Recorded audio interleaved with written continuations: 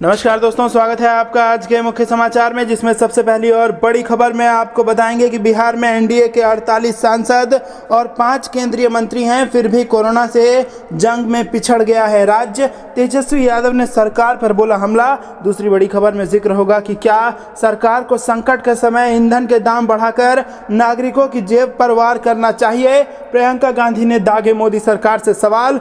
और तीसरी बड़ी खबर में जिक्र होगा बंगाल का। टीएमसी कार्यकर्ता ने भाजपा नेता मिथुन चक्रवर्ती और दिलीप घोष के खिलाफ दर्ज करा दी है शिकायत। जी हां दोस्तों, हर एक खबर की गहराई में आपको ले जाएंगे, लेकिन उससे पहले अगर आपको भी ऐसा लगता है कि सरकार कोरोना पर काबू पाने में फेल हो रही है तो आप अभी इस वीडियो को लाइक कीजिए और इस लाल बटन को दबा के चैनल को फ्री में सब्सक्राइब करके घंटी बजाकर कमेंट में हमें बताइए कि देश में लॉकडाउन लगाना चाहिए या नहीं। दोस्तों, रुक करते हैं तमाम बड़ी खबरों की तरफ। बिहार से एनडीए के 48 सांसद, 5 केंद्रीय मंत्री, फिर भी कोरोना से जंग में पिछड़ा राज्य। तेजस्वी यादव ने सरकार पर बोला हमला। जी हां दोस्तों, बिहार में कोरोना के आंकड़े लगातार बढ़ते जा रहे हैं। इस बीच विपक्ष नीतीश सरकार पर बार बार सवाल खड़े कर रहा है। नेता प्रतिपक्ष तेजस्वी यादव ने एनडीए सरकार को राज्य में वैक्सीन, ऑक्सीजन और बेड की कमी के लिए जमकर घेरा है। तेजस्वी ने कहा कि बिहार से एनडीए के 40 में से 39 लोकसभा सांसद, 9 राज्यसभा सांसद, 5 केंद्रीय मंत्री हैं। 16 सालों से एनडीए के सीएम नीतीश कुमार और 2 उप मुख्यमंत्री हैं, फिर भी बिहार वैक्सीन, ऑक्सीजन और बेड की उपलब्धता में सबसे नीचे है।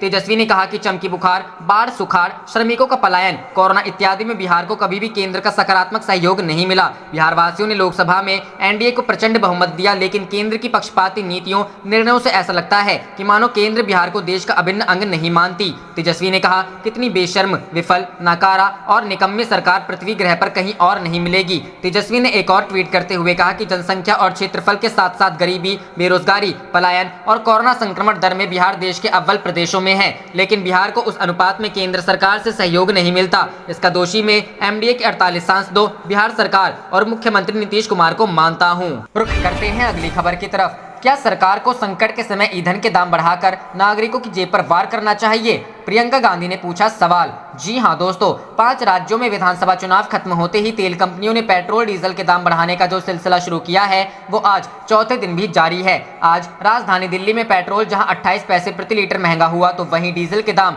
31 पैसे बढ़े हैं, जबकि गुरुवार को पेट्रोल के दाम 25 पैसे और डीजल के दाम 30 पैसे बढ़े थे। पेट्रोल और डीजल के बढ़ते दामों को लेकर कांग्रेस महासचिव व उत्तर प्रदेश प्रभारी प्रियंका गांधी ने केंद्र की बीजेपी सरकार पर निशाना साधा है। केंद्र सरकार पर निशाना साधते हुए प्रियंका गांधी ने एक सवाल भी पूछा है।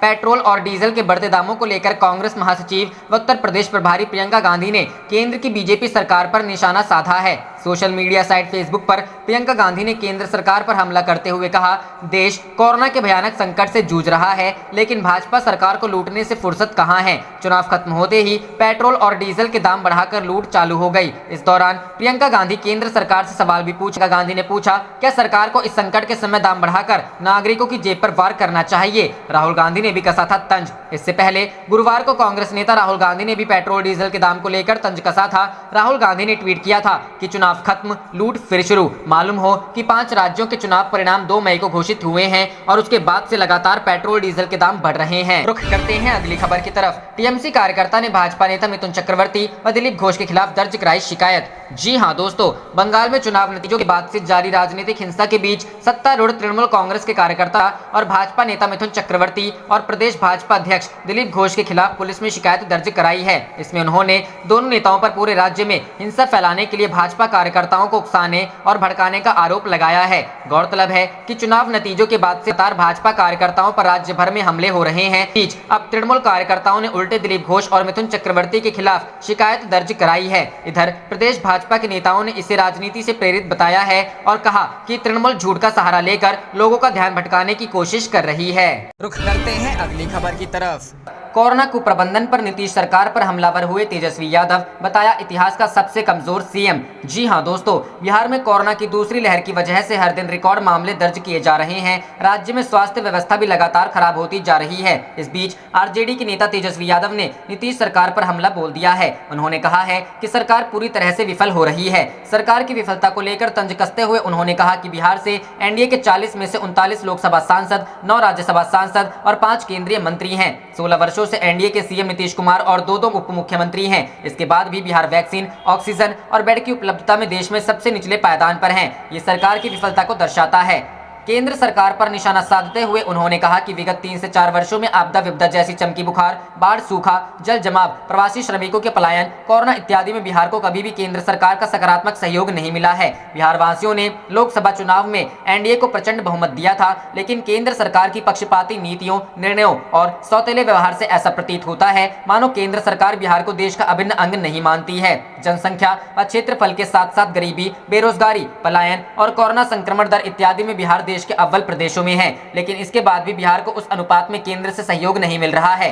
राज्य सरकार पर हमला बोलते हुए उन्होंने कहा कि वो इसके लिए नीतीश सरकार को दोषी मानते हैं। उन्होंने कभी भी किसी भी बैठक में बिहार के लिए हक नहीं मांगा है। बाकी के प्रदेश संसाधनों की कमी की बात केंद्र से खुलकर रख रहे हैं, लेकिन इसके बाद भी मुख्यमंत्री नीतीश कुमार केंद्र के सामने कोई भी बात रखते हैं। वो बिहार के इतिहास के सबसे कमजोर मुख्यमंत्री हैं। उन्होंने आगे कहा कि मुख्यमंत्री इस समय मौत और जांच के आंकड़े को कम करने में व्यस्त हैं। उन्होंने राज्य को भगवान के भरोसे छोड़ दिया है। इसके अलावा वो अब कोर्ट को भी गुमराह करने की कोशिश कर रहे हैं। उन्होंने राज्य के लिए विशेष राज्य का भी दर्जा नहीं मांगा। रुख करते हैं अगली खबर की तरफ। बिहार में कोरोना संकट और वैक्सीनेशन का क्या है हाल? पटना हाईकोर्ट ने नीतीश सरकार से मांगी डिटेल रिपोर्ट।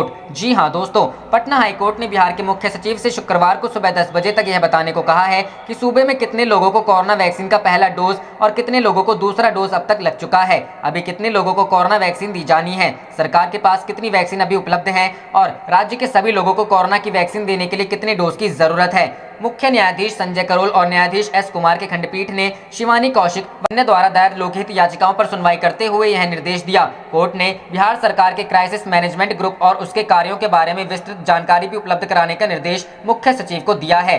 खंडपीठ ने सरकार से जानकारी मांगी है कि राज्य में लिक्विड ऑक्सीजन की आपूर्ति के लिए पर्याप्त टैंकर काम कर रहे हैं या नहीं। जितने भी टैंकर अभी कार्यरत हैं उन सब के बारे में विस्तृत रिपोर्ट भी कोर्ट ने मांगा है। कोर्ट ने कहा कि कोरोना से निपटने में तैनात किसी भी अफसर को वीडियो लिंक के माध्यम से कोर्ट के समक्ष पेश होने की जरूरत अभी नहीं है। अभी सभी अधिकारी अपना काम करते रहें और हाईकोर्ट के सामने अद्यतन व सही आंकड़े पेश करते रहें। खंडपीठ ने राज्य सरकार और नगर निगम सहित राज्य प्रदूषण नियंत्रण बोर्ड से इस बात की भी जानकारी मांगी है कि इस्तेमाल हुई पीपीई किट को किस प्रकार से डिस्पोज किया जा रहा है ताकि उससे संक्रमण न फैल सके। खंडपीठ ने सरकार को कहा कि इन सभी बातों की जानकारी कोर्ट को बिना एफिडेविट के भी उपलब्ध कराई जा सकती है। सुनवाई के दौरान सुप्रीम कोर्ट के वरिष्ठ अधिवक्ता विकास सिंह ने कोर्ट में सरकार का पक्ष रखा। इस मामले की अगली सुनवाई शुक्रवार को की जाएगी।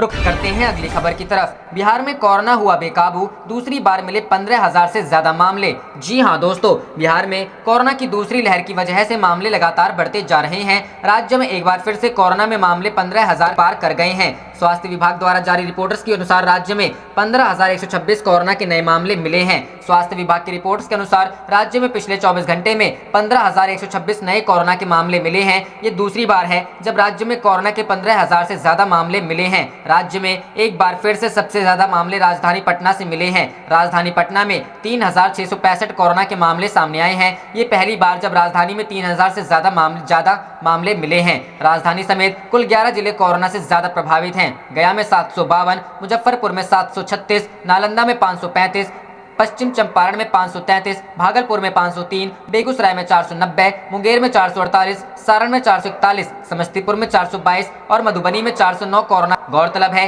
कि बिहार में कोरोना के बढ़ते हुए मामलों के बीच मुख्यमंत्री नीतीश कुमार ने 15 मई तक लॉकडाउन लगाने का फैसला किया है। इसके अलावा गरीबों के लिए राज्य सरकार ने कम्युनिटी किचन खोल दिए हैं। ये कम्युनिटी किचन 15 मई तक चलेंगे। इसके बाद अगर लॉकडाउन बढ़ाया जाता है तो कम्युनिटी किचन को भी और समय के लिए खोला जाएगा। करते हैं अगली खबर की तरफ। बिहार की सक्रिय राजनीति में लौटे लालू प्रसाद 9 मई को वीडियो कॉन्फ्रेंसिंग के जरिए करेंगे नेताओं से बात। जी हां दोस्तों, बिहार के राजनीति के लिए 9 मई का दिन खास है। दरअसल इस दिन अरसे बाद जेल से निकले आरजेडी के राष्ट्रीय अध्यक्ष लालू प्रसाद यादव अपनी पार्टी के विधायकों और नेताओं के साथ बात करेंगे। कोरोना और लालू की बीमारी के कारण ये संवाद वीडियो कॉन्फ्रेंसिंग के जरिए होगा। पार्टी के प्रवक्ता शक्ति सिंह यादव ने इस बात की जानकारी देते हुए कहा कि 9 मई को नेता प्रतिपक्ष तेजस्वी यादव के साथ पार्टी के राष्ट्रीय अध्यक्ष लालू प्रसाद यादव एक वर्चुअल मीटिंग के जरिए पार्टी के सभी विधायकों और पूर्व विधायकों से बात करेंगे और कोरोना त्रासदी में अपने नेताओं को जरूरी दिशा निर्देश भी देंगे। अरसे बाद लालू प्रसाद के वर्चुअल मीटिंग को लेकर पार्टी के नेताओं में भी खासा उत्साह है। दरअसल चारा घोटाला मामले में 3 साल से भी ज्यादा समय तक जेल की सजा काटने के बाद लालू जमानत पर बाहर निकले हैं और यह पहला मौका है जब लालू अपने विधायकों नेताओं के साथ कोई मीटिंग आयोजित कर रहे हैं। लालू यादव जमानत पर रिहा होने के बाद अभी मीसा भारती के दिल्ली आवास में ठहरे हुए हैं। कोरोना के बढ़ते खतरे के चलते लालू यादव पटना नहीं आ सके हैं। ऐसे में लालू मीसा भारती के आवाज से ही वर्चुअली इस मीटिंग में जुड़ेंगे। लालू के इस वर्चुअल मीटिंग का उनकी पार्टी के विधायकों नेताओं पर कितना प्रभावशाली होगा, ये तो समय बताएगा। को लेकर बिहार के राजनीतिक दलों में खूब चर्चा जोरों पर है। मसलन चर्चा ये है कि लालू इस मीटिंग के जरिए बिहार की राजनीति में अपनी सक्रियता दिखाने की कोशिश में है। आप देख रहे थे आपका अपना चैनल जय हिंद जय भारत।